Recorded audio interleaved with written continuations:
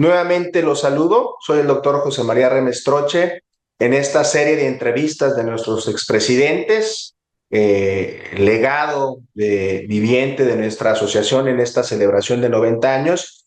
Y a continuación tendremos una entrevista, todas son especiales, pero esta en particular es muy importante, relevante, es la entrevista con el expresidente del año 1985 y ustedes recordarán que para todos los mexicanos ese año fue un año bastante complejo. En ese año, el presidente era el doctor Norberto Treviño García Manso, el doctor Treviño, un líder de la gastroenterología durante muchas décadas en nuestro país. Él es originario de la Ciudad de México, tuvo su formación de medicina en la Facultad de Medicina de la UNAM y hizo su especialidad en el Centro Médico Nacional, donde bajo la tutela del doctor Landa y el doctor Bernardo Sepúlveda, gente muy importante en nuestra especialidad y en la medicina mexicana, tuvo el apoyo para hacer un posgrado en Nueva York y nos platicaba tratando de desarrollar en aquel entonces y aprender microscopía electrónica. Doctor Treviño, pues es un enorme placer tenerlo con nosotros y que nos platique un poco de la historia de la AMG a lo largo de su visión. Como con todos los expresidentes, la primera pregunta es importante escucharlo de su viva voz, es ¿qué representó ser presidente de nuestra asociación en ese 1985 y cuáles eran esas expectativas y ese sentir de ser presidente de la AMG? Bueno, pues mire, yo lo primero que quiero comentar es que toda mi vida profesional he intentado, a veces no lo logro, salir de lugares comunes. Entonces, la respuesta es obvia. ¿Qué representó para mí?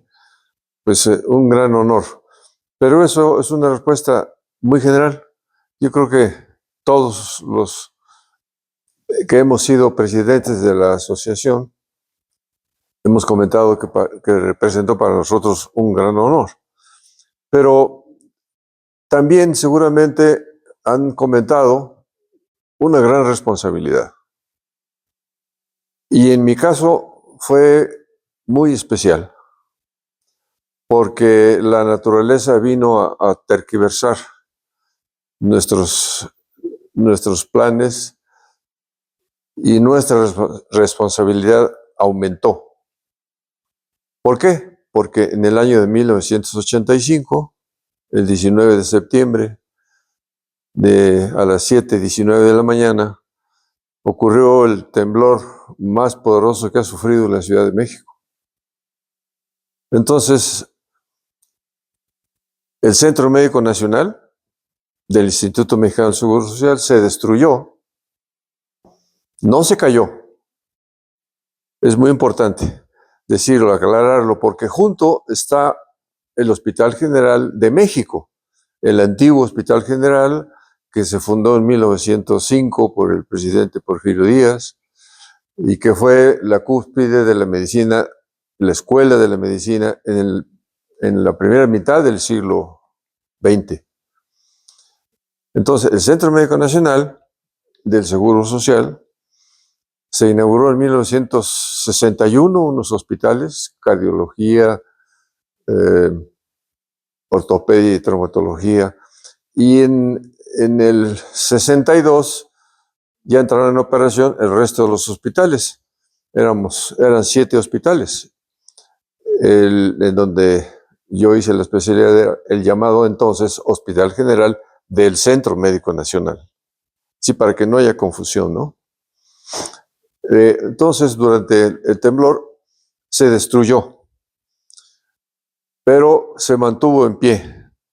Todos los hospitales del centro médico, el Hospital de Pediatría, el Hospital de Ginecobstetricia, el Hospital de Oncología, el Hospital de Traumatología y Ortopedia, el Hospital de Cardiología y Enfermedades del Tórax, el Hospital General, donde estaba el servicio de gastroenterología, y un hospital que era el de convalecientes.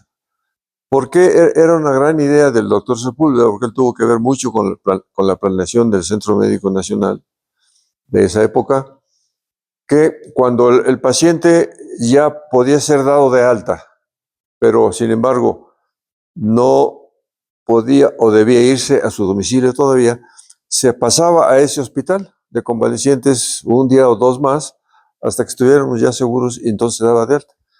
Ese era el último hospital.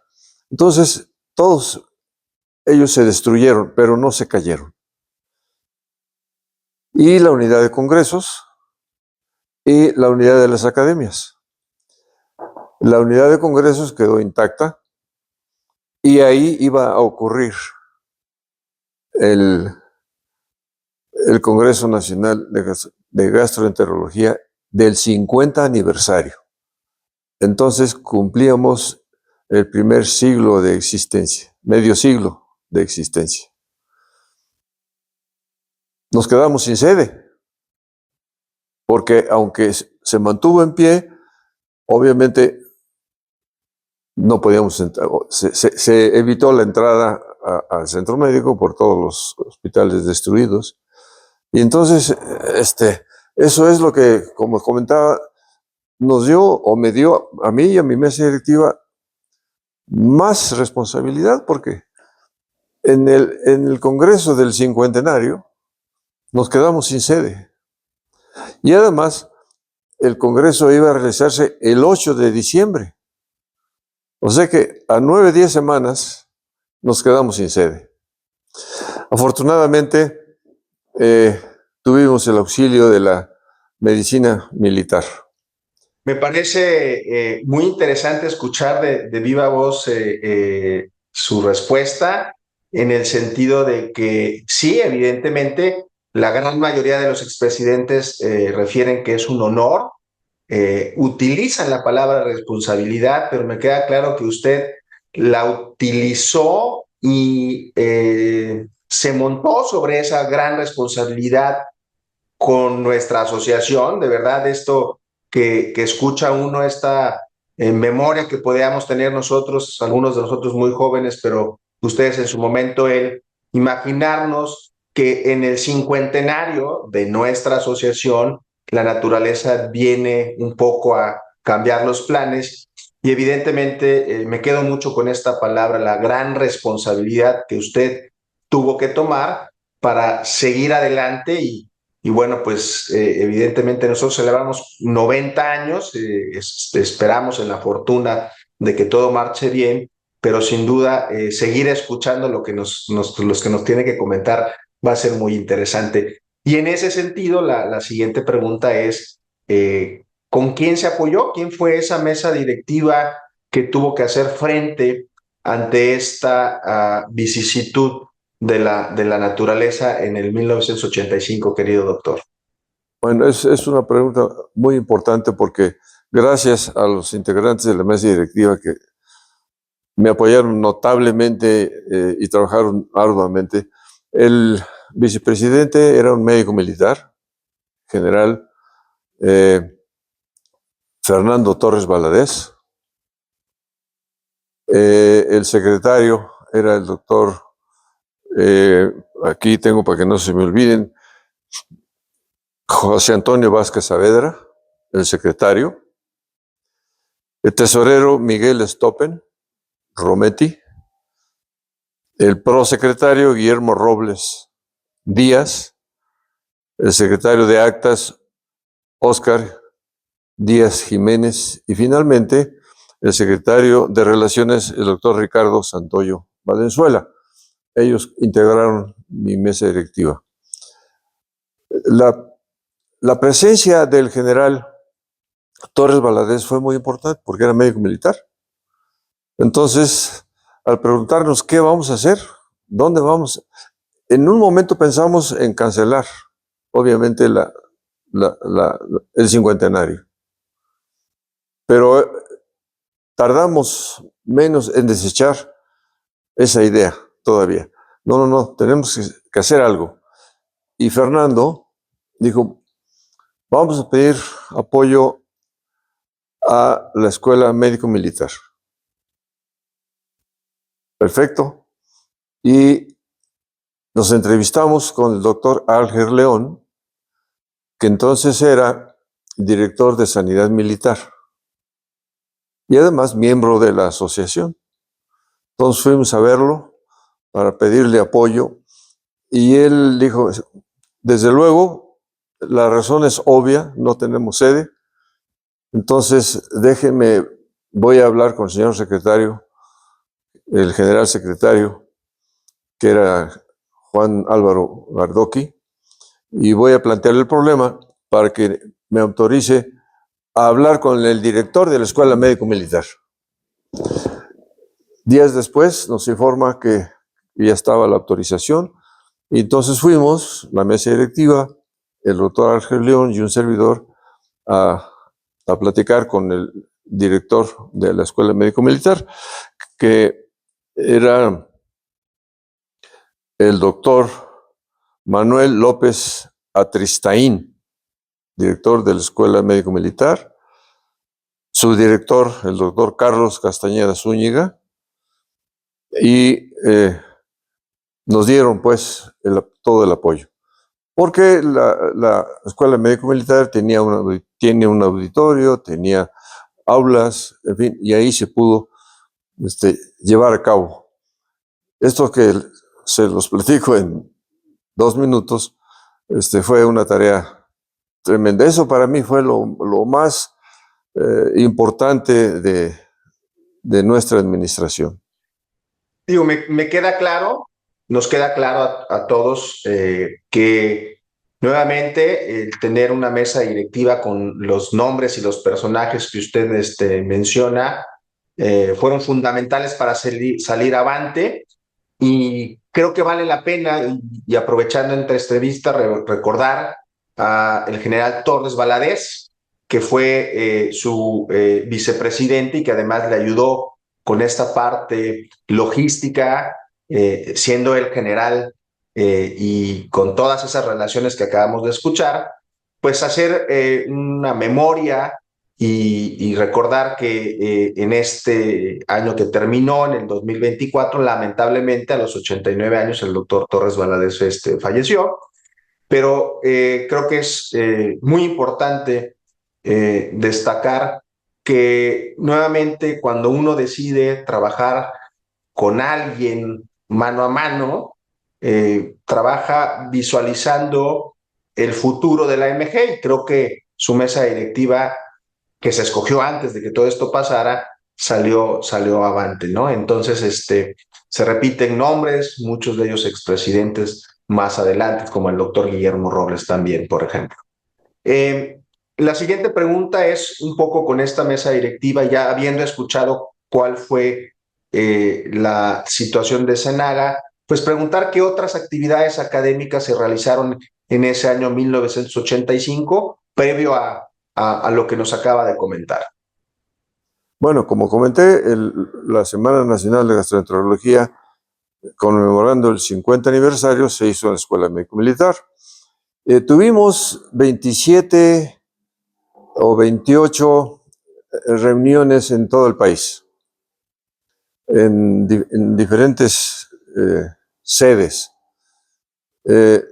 Yo puedo calcular que en esos cursos eran cursos que llevaban de diferentes tópicos de la gastroenterología, que nos pedían en el sitio donde íbamos a hacer la reunión, o nosotros la proponíamos el tema: hepatitis viral, absceso hepático amibiano, enfermedad inflamatoria del intestino, úlcera péptica, en fin. Y junto con la sociedad filial se organizaba estos cursos. Yo puedo decirles que fácilmente se recibieron información de la gastroenterología, obtuvieron conocimientos en esas 27 o 28 reuniones, fácilmente 6-7 mil médicos. No solo gastroenterólogos, también internistas, cirujanos, generales y médicos generales. Además, cada una de las sociedades filiales organizaron sus propios eventos de los estados. Y ahí, pues también podemos decir que se beneficiaron otros 5, 6 mil, 7 mil médicos por todos esos cursos que dimos, ¿no? Vale la pena comentar aquí que uno de los pequeños logros que tuvimos fue que durante la administración nuestra hubieron 2 cambios en los estatutos.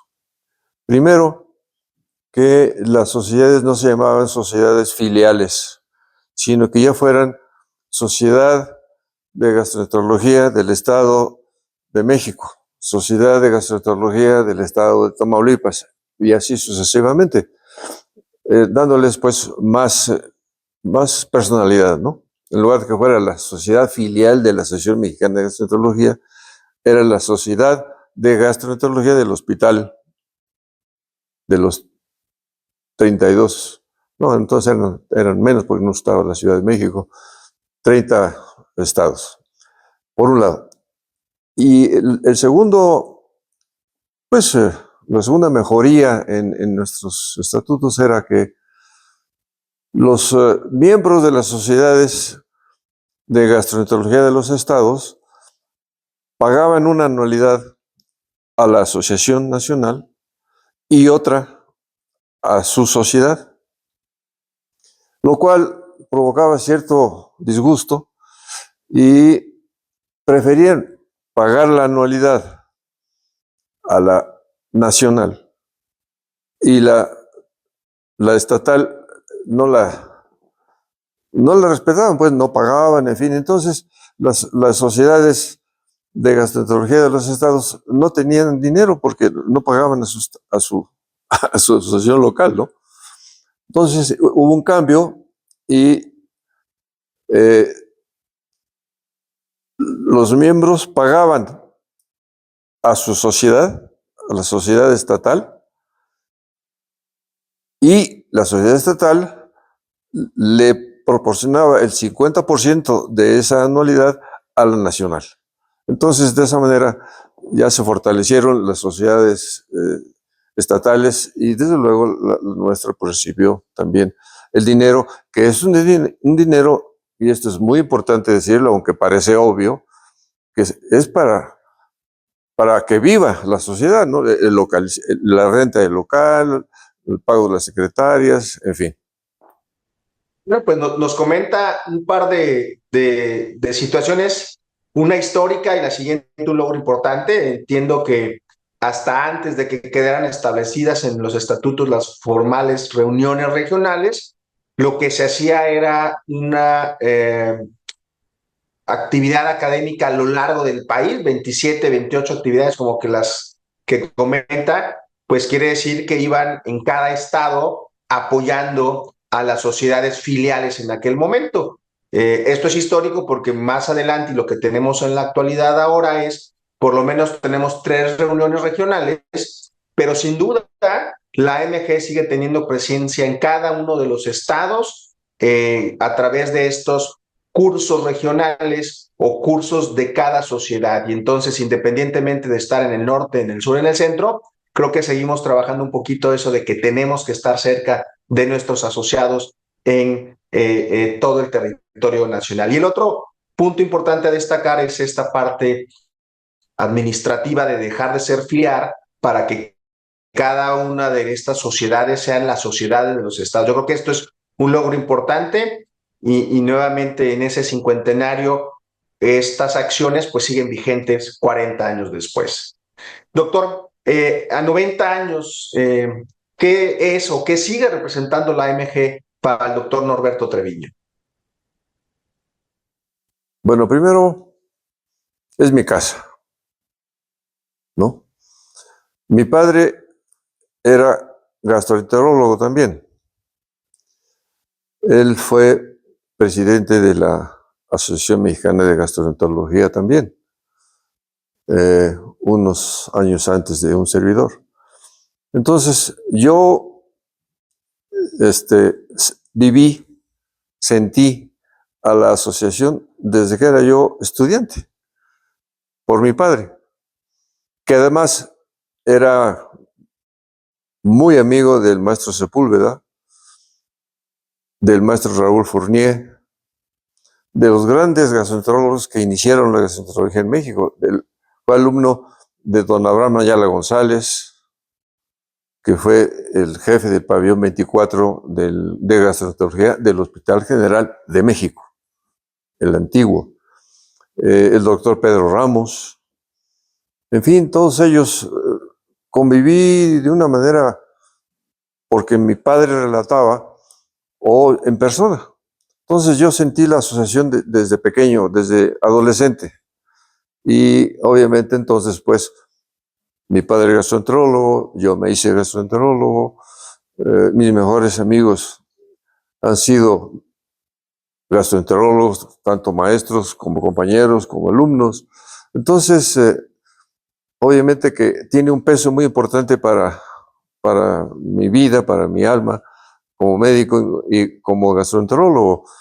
Repito, es mi casa, la considero mi casa, y aunque ya estoy retirado, sin embargo, pues aprecio muchísimo a la asociación. Ella me dio mi diploma de gastroenterólogo, ¿no? A través de ella se fundó el Consejo Mexicano de Gastroenterología, o sea, la asociación dio lugar al Consejo Mexicano de Gastroenterología. Fui de los fundadores del consejo, así que representa mucho para mí como médico, como persona, como hijo de gastroenterólogo. Pues resulta muy interesante y muy emotivo escuchar esto, que no es es común en algún sentido el decir que es su casa y el aprecio. Lo que no es común es que son pocos estos binomios donde padre e hijo hayan sido presidentes de la AMG, y sirva también esta entrevista un homenaje para su señor padre, el señor Norberto Treviño, el doctor Norberto Treviño, que revisando un poquito en la historia de la AMG, bueno, pues él fue el presidente en 1966 y muy cercano a los fundadores. Entonces yo creo que esta entrevista vale la pena decir, vale por dos, a través de la memoria que nos hace de su padre, y menciona la cercanía con los fundadores, con el doctor Abraham Ayala González, con el doctor Pedro Ramos, el doctor Sepúlveda, y que evidentemente en ese entorno pues estuvo usted casi podríamos decir, in situ, listo para ser presidente desde que era un adolescente. Y destaco también esta pues, situación poco frecuente, porque por ahí tenemos algún otro binomio de padre e hijo, el doctor Francisco Esquivel Ayanegui y su señor padre, el doctor Francisco Esquivel. Entonces creo que nos queda muy claro ese amor, ese arraigo que el doctor Treviño tiene con la MG, y que bueno, pues finalmente escucharlo nos refuerza, nos alienta a sentir la MG como nuestra querida casa. Para finalizar, en estos 90 años de celebración, la última pregunta sería, ¿qué le quiere decir a la AMG, a sus asociados en estos 90 años? Bueno, tantas cosas quisiera yo decirle. Primero, que la amo. Segundo, que por ella pude ser un gastroenterólogo formal, con una acreditación formal, y la especialidad me dio todo en la vida. Me dio la oportunidad de crecer como médico, de crecer como gastroenterólogo, de crecer como ser humano. Me dio la oportunidad de ejercer la medicina privada, además de la institucional, la cual, pues bueno, me dio lo suficiente para vivir honestamente, pero bien, con comodidad, con con ciertos lujos. Entonces yo le debo todo a la medicina y a la gastroenterología. Y por lo tanto, pues yo le deseo que cumpla los 100 años. Mínimo, ojalá que pueda yo alcanzar el siglo de la asociación. No creo, porque como dije, tengo 87 años. Pero bueno, a lo mejor puedo llegar a los 100 años. Y yo les deseo que los médicos jóvenes, actualmente su mesa directiva, que me hicieron el favor de invitarme. Muchas gracias al doctor presidente por darme la oportunidad y desearles todo el éxito en su próximo evento que conmemora los 90 años. Pues muchas gracias, doctor, por las palabras. Se transmite ese cariño y ese amor que tiene a la AMG.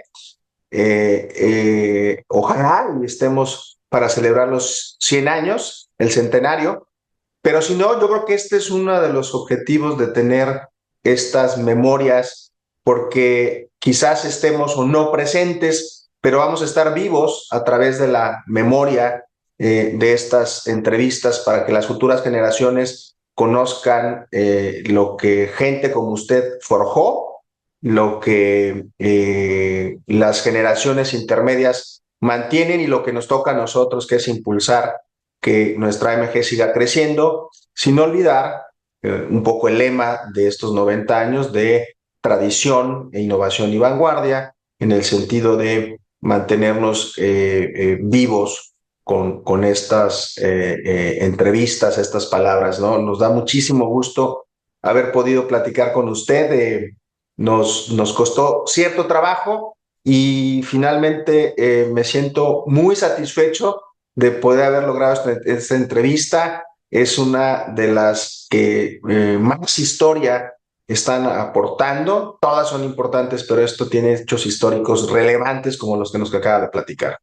Entonces le deseamos que esté muy bien y bueno, para todos nuestros asociados, bueno, pues invitarlos a que continúen viendo cada una de estas entrevistas que, como lo ven, todas son diferentes, aportan mucho y mantienen vivo nuestro legado. Hasta pronto, me despido, el doctor José María Remestroche, y nos vemos en una siguiente entrevista.